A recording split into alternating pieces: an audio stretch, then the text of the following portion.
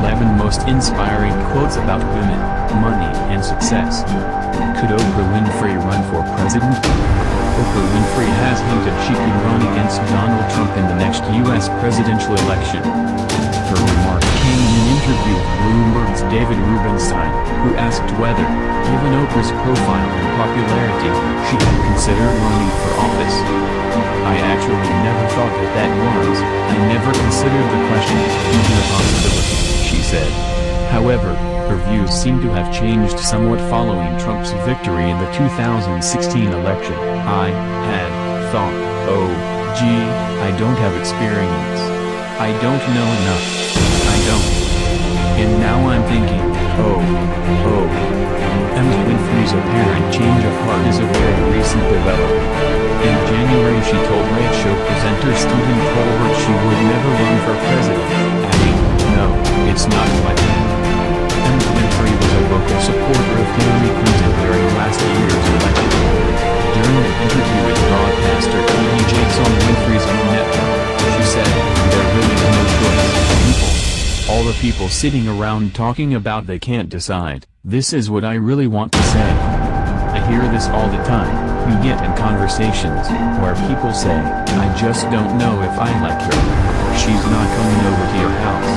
You don't have to like her. You don't have to like her." Although she didn't name Donald Trump directly, she made her views on the then nominee clear. "Do you like this country? You better get out there and vote. Do you like the country? Do you like freedom and liberty? Do you like democracy? Or do you want a demagogue?" Even years ago, the animated TV show The Boondocks envisioned the election of Oprah Winfrey to the presidency in 2020. Now there's a chance fiction could hit reality on the nose. Asked on Bloomberg Television's The David Rubenstein Show, peer-to-peer conversations whether she might run, Winfrey teased that the election of Trump stirred her interest. "I had thought, oh, gee, I don't have the experience. I don't know enough. Now, I'm thinking, oh." Before we all give the papers, note that her next words were left off, presumably through the internet, that won't be happening. The flat denial isn't lying, past responses, like when she told Stephen Colbert in January, "Never." But past denials can be rendered inoperative, and cracked doors can be flung wide open with enough public pressure. So her tease, deliberate or not, does raise a legitimate question for Democrats. Is Oprah the celebrity kryptonite they need to best Donald Trump at his own game? Trump's victory already makes any wild speculation of an outsider presidential bid impossible to dismiss out of hand, especially those from celebrity business figures like Shark Tank's Mark Cuban, Facebook's Mark Zuckerberg and Disney CEO Bob Iger. But Oprah is in a class by herself. Cuban and Zuckerberg, like many famously sharp-elbowed corporate executives, are both loved and hated, while Iger lacks a household name.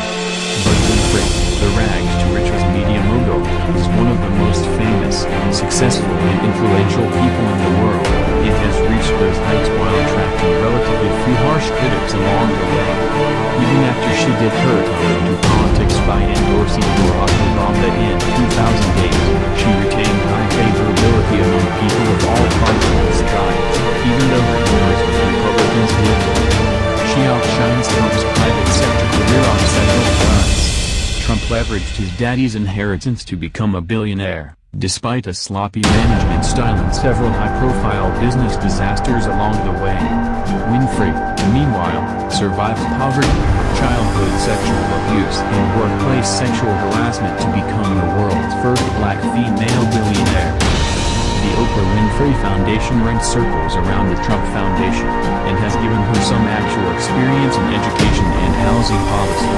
Winfrey has built 60 schools in 13 countries, including her signature educational endeavor, the Oprah Winfrey Leadership Academy for Girls, a boarding school for impoverished South Africans. The first group of her students graduated from American colleges last year.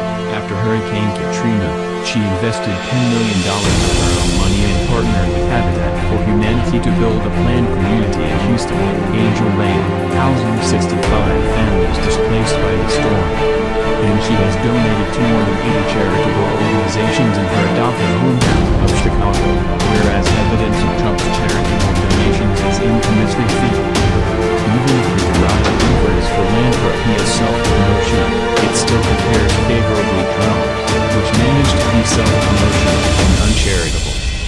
was funded largely with other people's money and once used to buy a portrait of himself, for himself. Trump may tweet about Chicago, but he has never done anything to improve the lives of its inhabitants. Oprah's media achievements even trump Trump's. She has earned a Tony Award, a Peabody, a slew of Daytime Emmys, 2 Academy Award nominations, a Presidential Medal of Freedom and an actual law school for her humanitarian work. Trump, meanwhile, has a history of complaining that the Emmy Awards are rigged, seeing as The Apprentice has never won one. Winfrey has one other thing that the president still doesn't, a signature piece of legislation. The Oprah Bill, otherwise known as the National Child Protection Act, created a national database of convicted child abusers. It was signed into law by Bill Clinton in 1993 after 2 years of lobbying by Winfrey. Most importantly, Winfrey's career is built upon an enormous and diverse fan base which has followed her exploration of social issues and the challenges of everyday life for decades. Few people know better than Winfrey how to connect with everyday Americans, including the white working-class voters who have been slipping away from Democrats. Her audience may be predominantly female, but that's no problem. Trump's support among white women without college degrees gave him the edge over Hillary Clinton with white women overall, which cost Clinton the presidency. If Trump's election has taught us anything, it's that voters do treat celebrity and wealth as proof of accomplishment and credibility. Donald Trump can be elected president, so can Oprah Winfrey. But it doesn't sufficiently answer the question, is 2020, regardless of Louis Freeman's cartoon dreams and the Boondocks, the right moment for a Winfrey campaign? Presidential pendulums tend to swing. When voters tire of the current occupant, they tend to seek the opposite. The piously dour Jimmy Carter was followed by the relentlessly sunny Ronald Reagan. The consummate patrician insider George H.W. Bush was booted out by a man nicknamed Bubba and Elvis. After suffering Clinton fatigue, many working-class white voters turned to another Bush, one who promised to restore dignity to the Oval Office. After the younger Bush becomes synonymous with dimwit and bluster, the stage was set for the cool yet cerebral no John Obama. The following 8 years of Obama, bluster came back. The stage of the 2020 presidential campaign will be set against the backdrop of Trump's 4 years in office. For many voters, Trump fatigue began on day one, and they are already craving a 180-degree turn. And therein lay the problem for Winfrey. She would be a superior version of a celebrity CEO candidate, but she would still be another celebrity CEO. And while that's an appealing profile when voters tire of professional politicians, it may not have the same grin after 4 years of Trump. If 2016 was destined to be the year of the populist outsider, perhaps 2020 will be the year of the experienced technocrat. Democratic politicians, who have a strong interest in re-establishing a society in which it is safe to be labeled a politician, will be eager to argue that Trump proved you can't run the government like a business, that you can't negotiate legislation or international agreements like you negotiate a real estate deal, and you can't create jobs with your Twitter account. If the next 44 months produce a steady stream of chaos and incompetence from the White House, those arguments will likely resonate.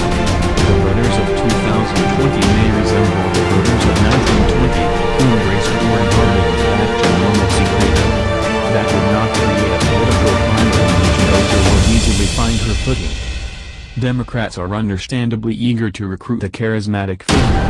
Nearly every presidential race since the dawn of television has been won by the candidate with the strongest personality. And they have learned the hard way that the depth of one's experience in government does not determine who sits in the Oval Office. In fact, the candidate with the shorter resume has won the last 3 races without an incumbent president on the ballot. But Democrats should be wary of trying to replicate the Trump fluke and thinking that the right celebrity is a shortcut to solving all that ails the party. In 2020, Democrats will need a candidate that symbolizes their belief in active, effective government. And that means someone who has actually been in government. Now, if the next Democratic president puts Oprah in the head.